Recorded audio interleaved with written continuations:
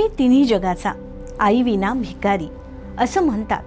कारण आई हे केवळ एक नातं नसून ती संपूर्ण जगण्याची ऊब असते. आई हे एक छोटंसं नाव असलं तरी तिच्या अस्तित्वामुळं घर एक गजबजलेलं गाव बनतं. आईची महती सांगताना भावना आणि शब्द दोन्ही अपुरे पडतात. इतकी तिची थोरवी महान आहे. आई या शब्दातच सृजन आहे, प्रेम आहे, त्याग आहे, वात्सल्य आहे आणि संगोपनाची अखंड शक्ती आहे. म्हणूनच मातृत्व हा स्त्रीच्या आयुष्यातील अत्यंत पवित्र आणि समृद्ध करणारा प्रवास मानला जातो. मात्र बदलत्या जीवनशैलीमुळे मातृत्वाकडे पाहण्याचा दृष्टिकोनही बदलताना दिसत आहे. मुली मातृत्वापासून का दूर जात आहेत? हा बदल नेमका कधीपासून आणि कसा घडत आहे याचा भावनिक, कौटुंबिक, सामाजिक, मानसिक, शारीरिक आणि वैद्यकीय अंगाने घेतलेला विस्तृत आढावा प्रसारमाध्यम न्यूजच्या माध्यमातून मांडण्यात आला आहे. याबाबत स्त्री रोगतज्ञ डॉक्टर ज्योत्स्ना देशमुख यांनी आपल्या अनुभवाच्या आधारे मातृत्वाच्या बदलत्या संकल्पनेवर प्रकाश टाकत आजच्या समाजातील वास्तव स्पष्ट केलं आहे. नमस्कार, मी डॉक्टर ज्योत्स्ना देशमुख. मी एक स्त्रीरोग तज्ज्ञ आहे आणि मी मेडिकल कॉलेजमध्ये असोसिएट प्रोफेसर पण आहे. तर या अनुषंगाने मी आज आपल्याशी काही गोष्टी शेअर करू इच्छिते. तर त्याच्यातली पहिल्यात महत्त्वाची आपण बाब जी आज बोलणार आहोत ती आहे मातृत्वाविषयी. मातृत्व म्हणजे आपण अनेक वर्ष जगाचा हा प्रवास हा मातृत्वावरतीच चालू आहे. जर मातृत्व नसेल तर जग पुढे चालणार नाही. पण हे मातृत्व आपण आता बदलताना बघतो आहोत. तर याची कारणं काय आहेत याची आपल्याला सगळ्यांना कल्पना आहे. कारणं काय आहेत ही माहिती आहे. पण आपल्याला त्या कारणांमधून आपल्याला काही बदल करता येतील का ते आपल्याला बघायचं आहे. तर आता आपण पहिल्यांदा बघूयात की हा बदल कधीपासून आणि कसा चालू झाला. तर अगदी आत्तापर्यंत आपण बघत होतो की साधारणपणे 20-22 हे मुलींचं साधारणपणे लग्नाचं वय हे असायचं. पण आता हळूहळू गेल्या काही वर्षांमध्ये आपण बघतोय की 20चं साधारणपणे 25, 27, 28 आणि आता 30 वर्ष हे म्हणजे 30 वर्षाची जरी मुलगी झाली आणि आजूबाजूच्या लोकांना त्याच्याबद्दलही काही वाटत नाही, आईवडिलांनाही काही वाटत नाही. कारण की तिशीची जरी मुलगी झाली तिचं लग्न नाही झालं याच्यानी तसा फारसा आता फरक पडेनासा झालेला आहे. त्याची कारणं काय आहेत आपण हे त्याच्याविषयी आपण बोलूयात. पण काय झालेलं आहे मुख्य म्हणजे पहिल्यांदा आपण स्त्री ही शिक्षित झालेली आहे हे आपण मान्य करायला पाहिजे.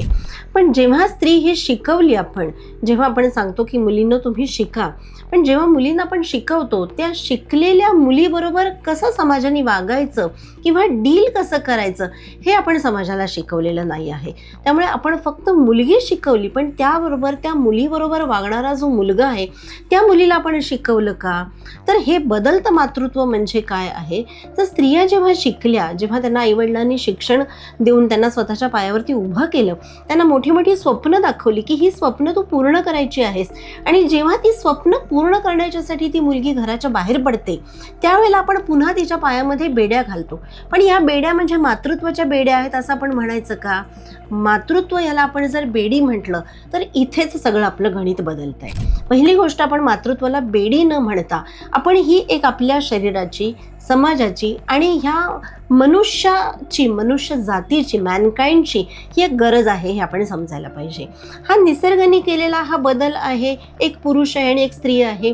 काहीही झालं तरी कुठल्याही तुम्ही अगदी कीटकांपासून मोठ्या ह्याच्यामध्ये जावा तर तिथे मातृत्व हा स्त्रीला मिळालेलं एक वरदान आहे. मग हे वरदान हळूहळू वरदान नसून हे शाप आहे किंवा ते नकोसं का वाटायला लागले आहे मुलींना याचा आपण विचार करायला पाहिजे. तर मातृत्व ही इतकी सुंदर चांगली भावना असून सुद्धा मुली याच्यापासून का दूर जात आहेत? तर याचं कारण फक्त ती मुलगी नसून त्याच्या आजूबाजूचा अनेक गोष्टी आहेत. तर आपण फक्त काय म्हणतो की मुलीचं वाढतं वय, लग्नाचं झालेलं आहे त्याच्यामुळे मातृत्व बदललेलं आहे आणि तिला गर्भधारणेला अडचण येते आहे. पण आपण हा विचार करायला पाहिजे की तिला या गोष्टींपर्यंत जाण्याच्यासाठी काय गोष्टी कारणीभूत आहेत. तर जसं आपण म्हणतोय की प्रत्येक ठिकाणी आपण बघत आलेलो आहेत की मुलगी शिकवा, मुली जन्माला घाला, मुलींना शिकवा, मुलींना मोठं करा. आपण अनेक वर्षे ही स्लोगन ऐकली आणि आता त्याचा चांगला परिणाम आपण बघतो आहोत की खूप मुली शिकत आहेत. पण आपण त्या शिकलेल्या मुलींच्या बरोबर त्या मुलींनी जेव्हा लग्न करते, ती मुलगी मोठी होते, लग्न करते, त्यावेळेला ती जेव्हा नोकरी करते त्यावेळेला तिने 9 ते 5 नोकरी केल्यानंतर तिचं काम संपतंय का? तर तिचं काम हे 24 तास चालू राहतं. तर अशा वेळेला तिच्या जोडीदारांनी तिला काही मदत करणं हे अपेक्षित नाही आहे का? मग याचं शिक्षण आपण आपल्या घरातल्या मुलांना पण देणं गरजेचं आहे. सुलभ आणि सुरक्षित मातृत्व म्हणजे आई आणि बाळ दोघांचंही आरोग्य सुरक्षित राहील अशा पद्धतीनं प्रसूती होणं, असं मत तज्ज्ञांनी व्यक्त केलंय. काही वेळा गर्भधारणेदरम्यान उद्भवणाऱ्या वैद्यकीय परिस्थितीमुळे सिझेरियनचा पर्याय निवडावा लागतो. याबाबत बोलताना स्त्रीरोग तज्ज्ञ डॉक्टर निरंजन शहा काय म्हणाले पहा.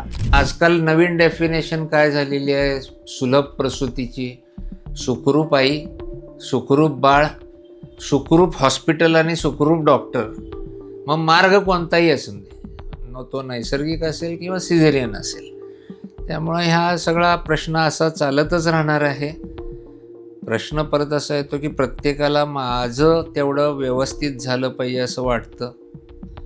त्याकरता चर्चा कितीही झाली तरी 100त काही अपघात होणारच हे स्वीकारायची मानसिकता जोपर्यंत समाजात होत नाही आहे, मला वाटतं की डॉक्टर कुठल्याही पद्धतीची रिस्क घेणार नाहीत. त्याचा अर्थ असा नाही की सिझेरियनमध्ये सुद्धा रिस्क होत नाही का? त्याच्याही त्याच्या अडचणी आहेत. काही वेळेला बाईचा जीव धोक्यात जातो, काही वेळेला सिझेरियनने केलेलं बाळ रडतच नाही. पण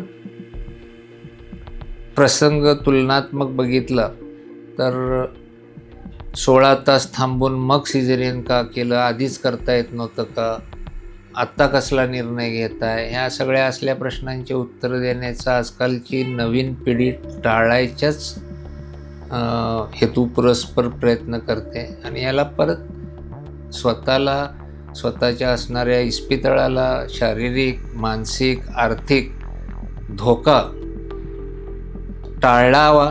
मग पेशंटचा सिझेरियनचा रेट वाढला तरी चालेल, या मानसिकतेपर्यंत आज आपण आलेलो आहोत.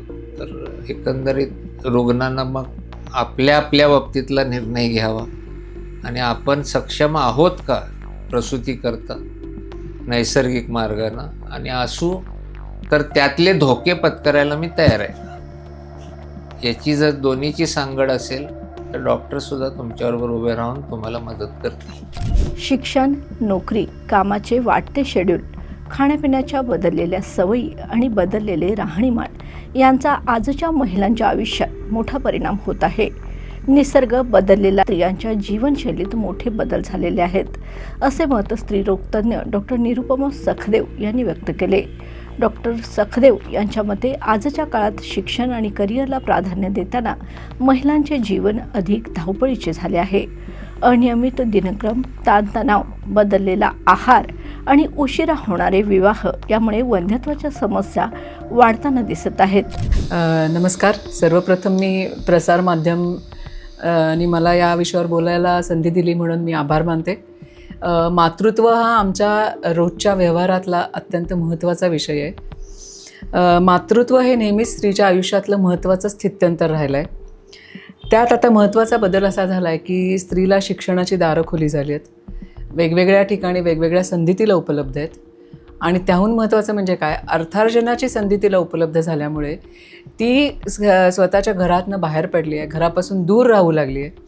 आणि या सगळ्याचा मोठा परिणाम तिच्या एकूण जीवनशैलीवर, राहणीमानावर झाला आहे.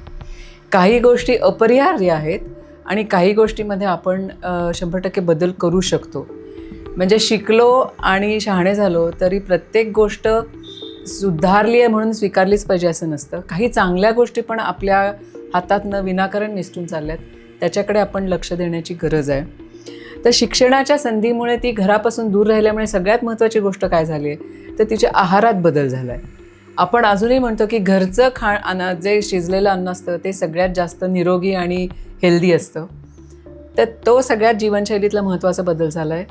आणि नोकरीनिमित्ताने, कामाच्या निमित्ताने खाण्याच्या वेळा सांभाळता येत नाहीत. त्यामुळे वेळीअवेळी खाणं, वेळीअवेळी कामाची शेड्यूल्स असणं, याच्यामुळे स्त्रीच्या एकूणच राहणीमानावर फार महत्त्वाचा बदल झाला आहे. हे सगळं महत्त्वाचं काय आहे, कारण या सगळ्याचा परिणाम स्त्रीच्या आई होण्यावर होऊ शकतो.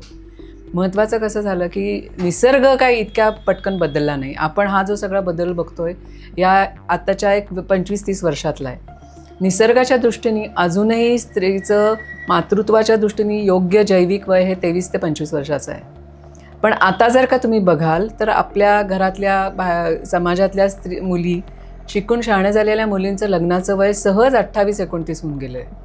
कारण त्या आधी शिक्षणाच्या निमित्ताने संधी शोधतात, मग नोकरीच्या निमित्ताने संधी शोधतात आणि मग योग्य वय काय, लग्नाचं योग्य वय काय याच्या निर्णयात बराच वेळ जातो. मग या महत्त्वाच्या निर्णयामध्ये आपण निसर्गाने दिलेलं जे योग्य जैविक वय आहे आई होण्यासाठीचं ते कुठंतरी हरवून जातो आहे आणि मग त्यातनं पुढे बंधत्वासारख्या समस्या निर्माण होऊ शकतात. आई हे केवळ नाते नसून जीवनाची ऊब, प्रेम, त्याग आणि संगोपनाची मूळ शक्ती आहे. मात्र बदलत्या जीवनशैलीमुळे मातृत्वाकडे पाहण्याचा दृष्टिकोन बदलत असून शिक्षण, करिअर, ताणतणाव आणि उशिरा होणारे विवाह यांचा महिलांच्या आरोग्यावर परिणाम होत आहे. तज्ज्ञांच्या मते सुरक्षित मातृत्वासाठी योग्य काळजी आणि वैद्यकीय मार्गदर्शन आवश्यक आहे, अन्यथा वंध्यत्वासारख्या समस्या वाढू शकतात. त्यामुळे आधुनिक जीवनशैलीत संतुलन राखत मातृत्वाबाबत जागरूकता वाढवणे गरजेचे आहे.